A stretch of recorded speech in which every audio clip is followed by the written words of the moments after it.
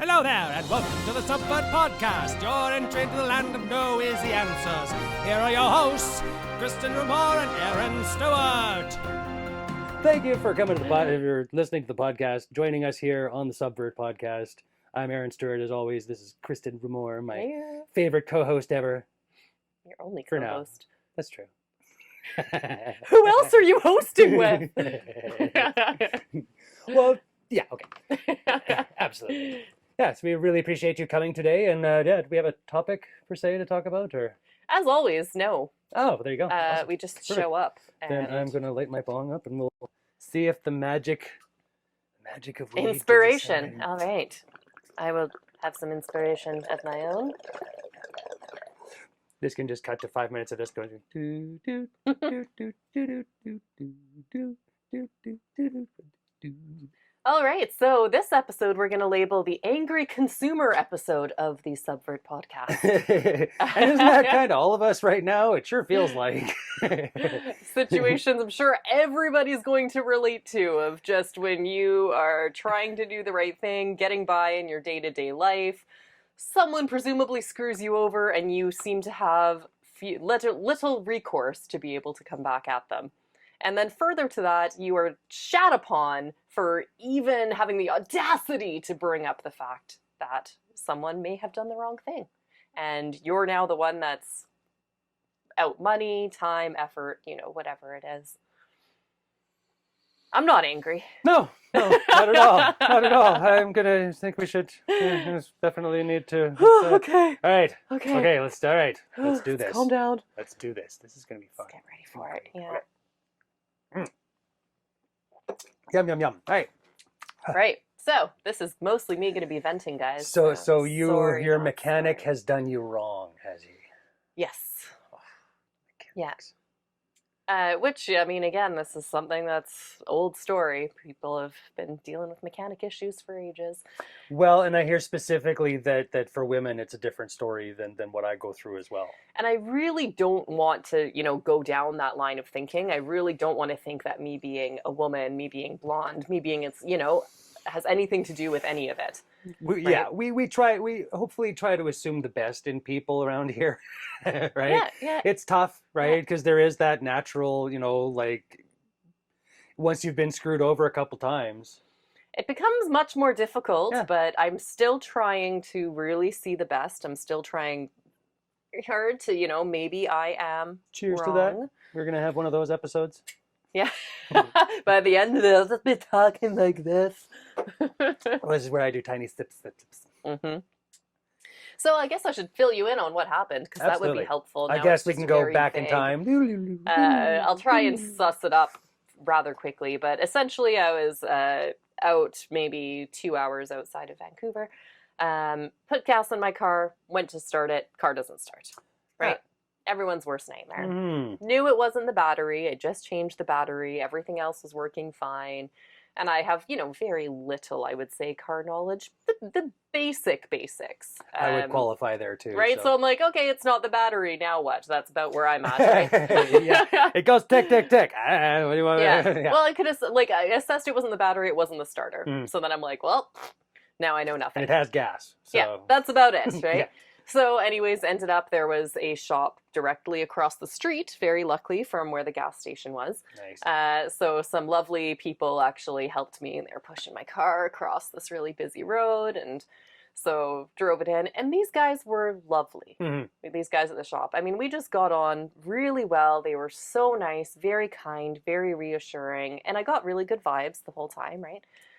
So it ended up being a pretty big job, as it turned out. So a freak thing occurred in that a screw or a bolt had gotten dropped in my engine. Okay, yes, you had mentioned that, but I hadn't heard the resolution of, so okay. Well, it's ongoing. Oh, okay, still. So awesome. it was a freak thing. I guess someone who'd worked on the car previously, a while ago, since I've had any work done, a screw must have dropped out. They either thought it fell through, or they didn't notice that it had fallen. And it just sat very happily for over a year doing nothing. And for whatever reason on that day, the screw shifted to the point where then it got stuck in the mechanism and snapped the timing belt, hence why I couldn't start the car. Right. My, guardian angels were looking out for me that day, because had that happened when I was driving and not the exact moment I stopped for gas, I might not be here to tell the story. But so it was a bit of work involved, right? That the screw had, chewed up some mechanical parts, snapped the timing belt, obviously. But these guys were like, no, we've got it. We're going to sort it all out for you. Great times. Mm-hmm. So I was all happy. They fixed the car, drive away. And I had driven less than 200 kilometers.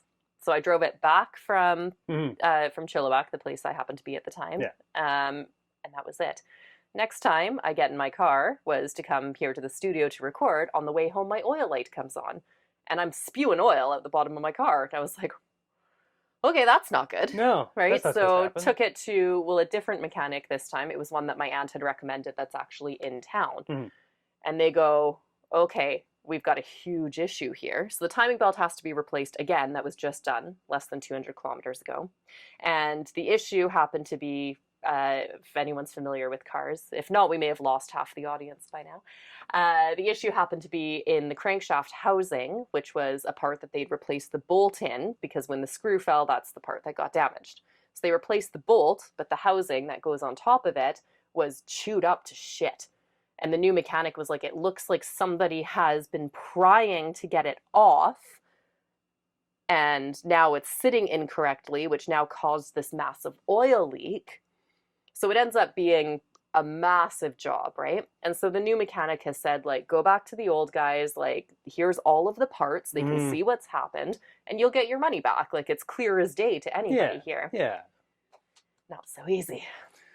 So now I'm in the back and forth with the original guys saying, we absolutely didn't do this. And I'm there going, okay, yes, it could be the biggest coincidence in the world that this exact part area happened to just blow up less than 200 kilometers after you were in there. Let's call that a less than 1% chance that could have happened. But it could have, right?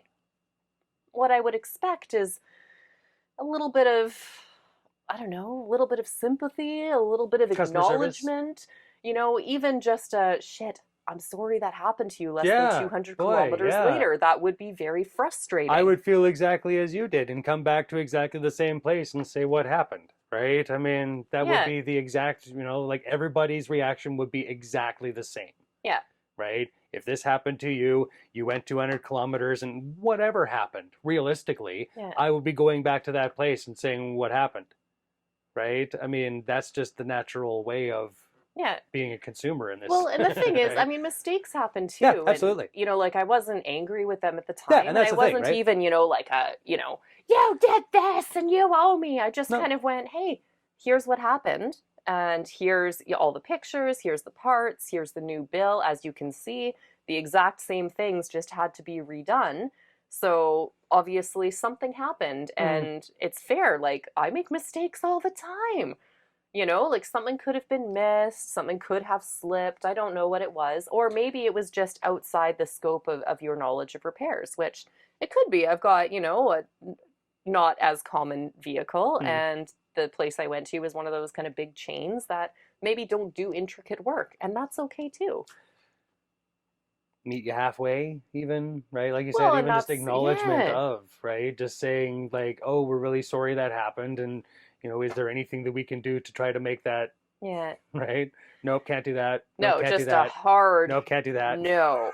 So now I'm stuck in this place between, okay, I've now done the right thing and I've been very nice about it, but I've got these guys just vehemently denying anything, and then I've got a new mechanic testimony saying, well, any mechanic, and if you are a mechanic out there, comment, because maybe I'm insane, I don't know, but no, that sounds about right. Like, from what I'm picturing right inside my head what that looked like, and I can see that being something that, like I said, I have the crankshaft housing, and it does look like it's the only explanation would be someone trying to pry that off, that maybe didn't know what they were doing. And why would you need to pry that open if? Well, because he changed the bolt, the crankshaft bolt. So, which is what I asked the new mechanic. So I called her up after he denied the whole thing, and I was like, is there a way that you can change the crankshaft bolt without having to take the housing off? Because to me, it would seem like you would have to. Yeah. And she kind of said, well, I mean, in theory, she's like, but it would be stupid and it would, Probably take you involve a lot of prying. so much more time. Yeah. So she's like, it looked like they tried to, didn't know what they were doing, and then decided to go about it a different way. That's the simplest explanation, which again is okay. Like if they just were to say that, I'd be like, yeah, cool. Shit you pried on it happens. a little bit. It didn't do anything until you got 200. It built up enough pressure inside of it for it to pop whatever seal he broke by getting in there. And Yeah. okay, Exactly. awesome. So there's my long-winded story for you, but we're gonna just we're gonna do that in double time through the whole. and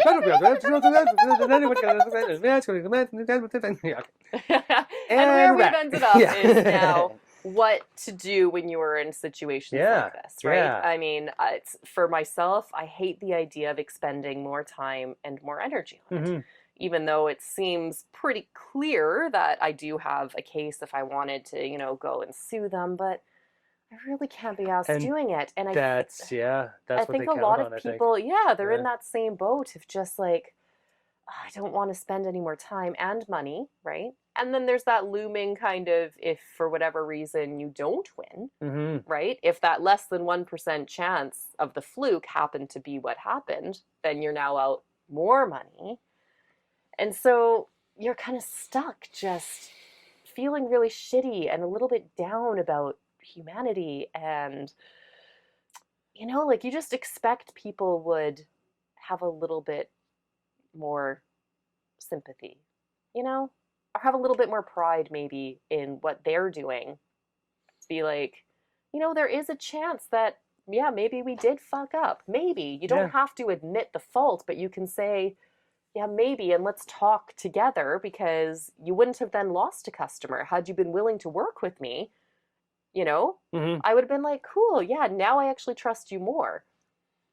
Exactly, right? Like, and this is where admitting fault, as far as I'm concerned, is one of those big things that we seem to have lost the art of in these days, right? Like the idea that, admitting fault somehow means that you're this tarnished, right? And it's ruined your reputation, instead of just, no, mistakes happen, and this is how we deal with these mistakes. Yeah. Right? Like we actually have something where you can actually have a process of where we acknowledge these things and move forward from them as something that we don't do all the time, but sometimes things happen, right? And it's a growth experience versus something where you get to shit on each other for it. Yeah. Right? I think that's kind of where everybody feels that's what's going to happen, right? If you acknowledge fault, now it becomes, right? Let alone, from a business perspective, I mean, then it's like you said, litigation. Now they're going to court over this, and they're like, right? Yeah. But like again, it's a customer service issue, right? If it's an obvious thing where you guys have done something that caused this, right? What do you want me to say? I mean, and now for them to just, so I know that there's the local like TV station has a watchdog segment that you can call them up and they'll sometimes take that on. It's also just, I don't that we actually have to go to that instead of us just dealing with it like human beings. Well, and it's the whole making a mountain out of a molehill. Like, it wasn't really that big of an issue. I mean, it was a huge inconvenience to me, obviously, and a big expense, but this isn't, some big national issue that requires coverage, and like, it's a small thing that should be easily resolved. And so for me, it seems like an inappropriate energy expenditure to then do something like that, right? To go to the news. That's an inappropriate response for me personally. Yeah. And it's sad that it's not like it was $10,000 or I mean, but that's where we're at, as a society, is it's all of these all or nothing responses. There's no in between. There's no room for discourse anymore. It's just, no, it's either vehement denial or the biggest attack on the other side to make it national and publicized. And gonna drag your name through the mud, gonna tarnish your And I don't want to. You'll notice I haven't mentioned this by name because doesn't sit well with me. And it's just it's a bit shocking, because you would think then, as business owners, they wouldn't want to push someone to that extreme level. And that's kind of where it feels like it's, if I want to, get any sort of restitution, that's where I have to go with it. Yeah. basically. And that's kind of the right, like, so yeah, like you said, where do you go with that? So now you've got to find a lawyer and start going through the whole process of, which I really can't be arsed doing, but yeah. yeah, it's also something that you don't want to just let it slide. And that's the other problem, is that it feels like they're getting away with it. And that, I think, is where a lot of people are right now, is that if you look at the world right now, and you see a lot of this, they shouldn't be getting away with it kind of stuff going on. Mm-hmm. Right? And whether it's, yeah, there's also like, yeah, God, so many examples of what they shouldn't be getting away with right now. But so then it becomes, even now, these little things of somebody takes something from you, whether it be time or money or like whatever you've had to put into this, right? Now that becomes the same issue as these other things that are being taken away from you, right? Gas is $2. Well, that's the fault of all this other, and so that's in the back of your head, and that unfortunately wrecks everything else that's going on, because there's no way of having a rational response to this when you're all tied up in the back of your head with all this other stuff that's going on all the time. And that's basically where we are right now, right? I mean, as a company, they should have had a better response. That's just right. Like there's just no, right? As a human being, we're unfortunately, right, like it's a matter of acknowledging that we are flawed. Of course we are. And that we have growth to be made, and that starts with, right, like even if you don't want to go as far as acknowledging fault, right? Acknowledging half the fault. Like I always, whenever I apologize, I always try to just apologize for specifically what I'm sorry for. I'm not giving a blanket apology like, oh, I'm really sorry about that. Right? Like I'm saying specifically, I'm really sorry you feel that way. I'm sorry I did this to you. I'm sorry I did that. And this is what we can do, hopefully, to I won't, so I acknowledge your feelings. And I actually would have been happy with that. Yeah. With even, I'm so sorry that this has happened to you. I would have been like, oh, okay, good.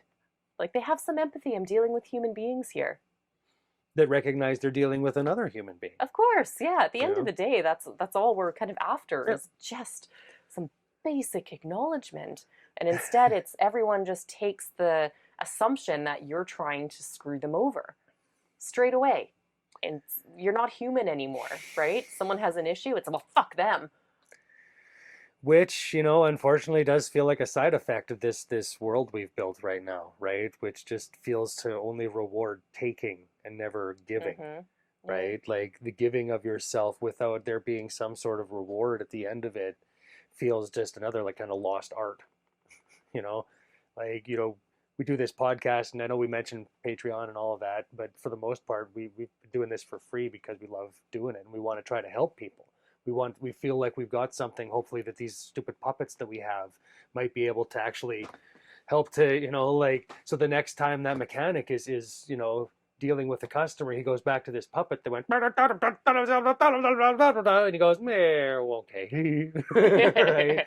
And hopefully we can come to a little better understanding about each other and about these little back of the brain things that drive us to be these, in this little slice of time that you've had with this, like you said, in the beginning, they were great. Yeah. And it was wonderful, and you felt like it was, and then this second slice was this completely different. You might have just got him on the, like his wife might have just divorced him, as far as, right, like who knows, right? And you just got him in that slice of asshole, right? Which I don't think necessarily means that all around is an asshole. And that's I think what we need to get past here, is just because this little slice of time might lead someone to believe that you're a complete fucking asshole, right? It doesn't mean that that's who you are all around.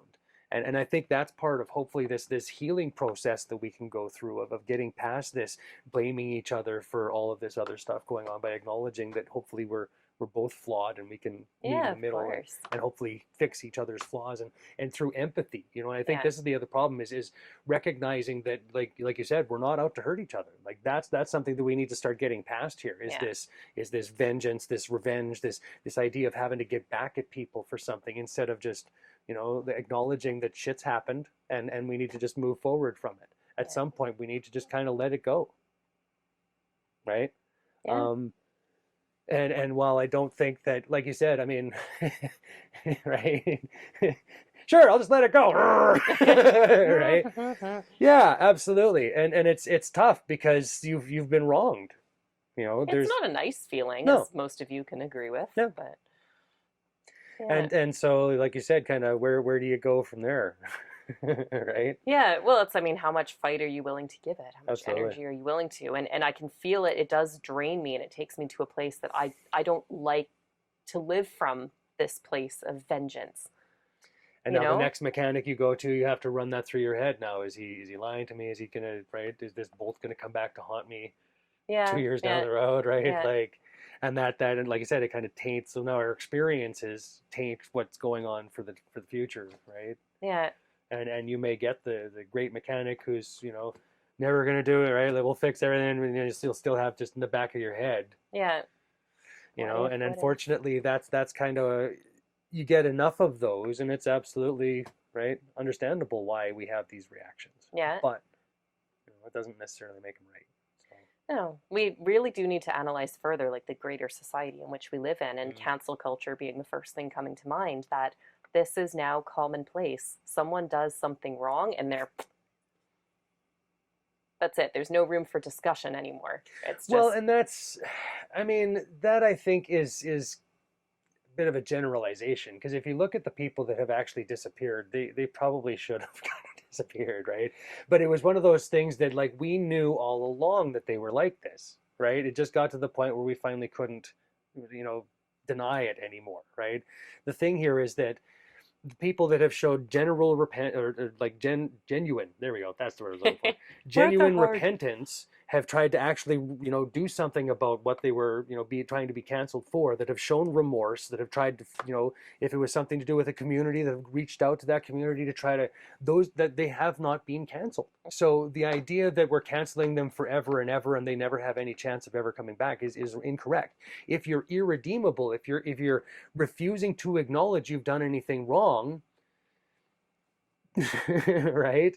There's a reason why these things actually happen, and it's again kind of the voice of the marginalized people now that is being heard, and this is where it's being amplified in the conservative and whatever communities as this, the scourge of cancel culture, right? Coming out to speak to people who have been saying shit that they shouldn't have been fucking saying. It's one thing to have the First Amendment right or whatever to speak your, feel free to have free speech, but you do not have freedom from the consequences of that speech.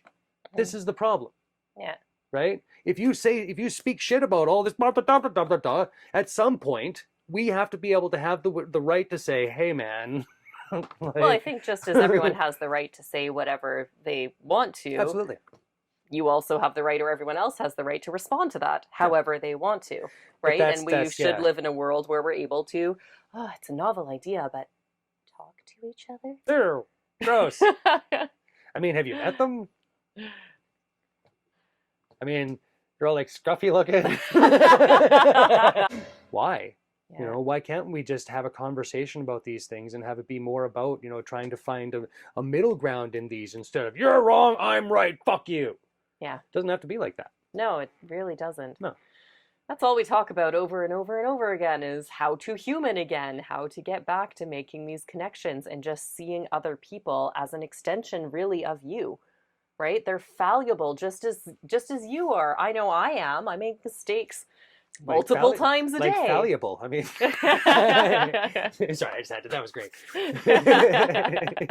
It was just like the perfect, right? Like, yeah, we're all fallible. We are very fallible.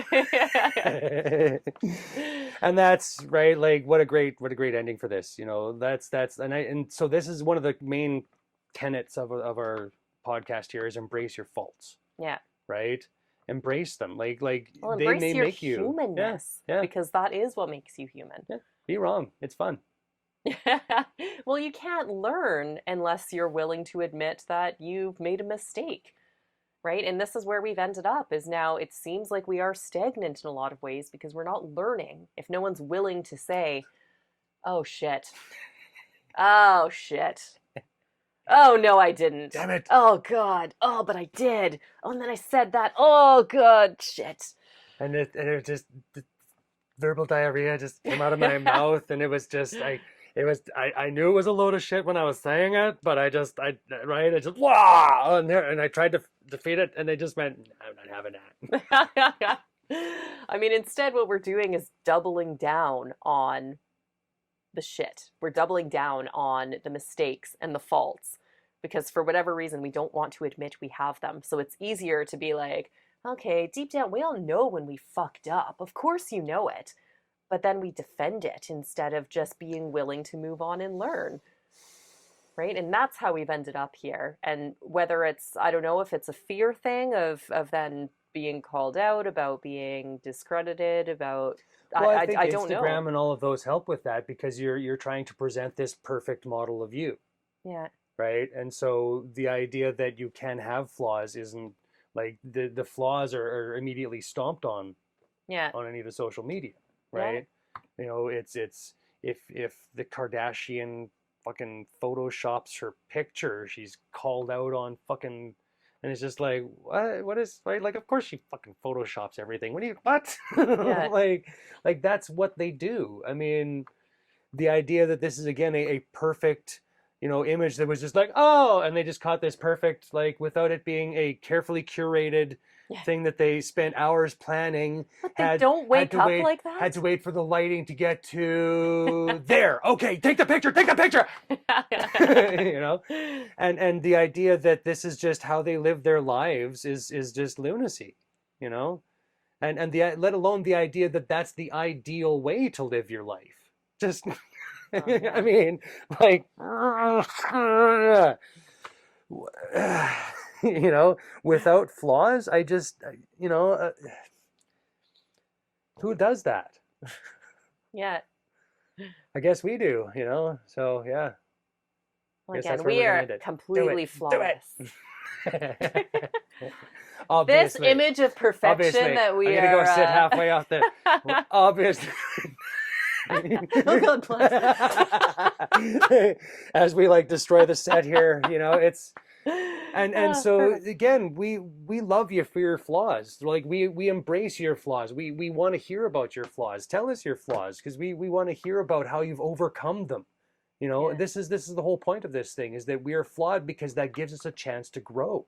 There's a reason why we don't, you know, pop out of our mother's womb fully formed and ready to go, right? Is because there's supposed to be a certain amount of growth, because that's the only way evolution happens. That's the only way that the next generation finds something different than what was before, is that we're not all doing the exact same fucking thing. Mm-hmm.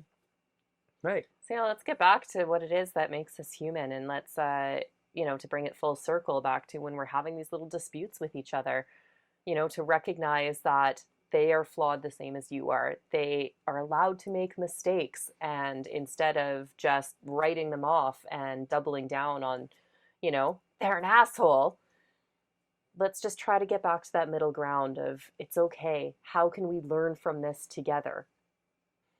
So we want to hear from you about this. I mean, share your stories with us. Share the times that you felt that you were wronged and felt powerless to do anything. Share the times where you were able to come to peaceful resolutions. I think these are stories that more people do need to hear. If anything, just so we can kind of, you know, have that shared experience together. We can validate each other's feelings when you felt wronged. We can build each other up and maybe give some advice how to move forward.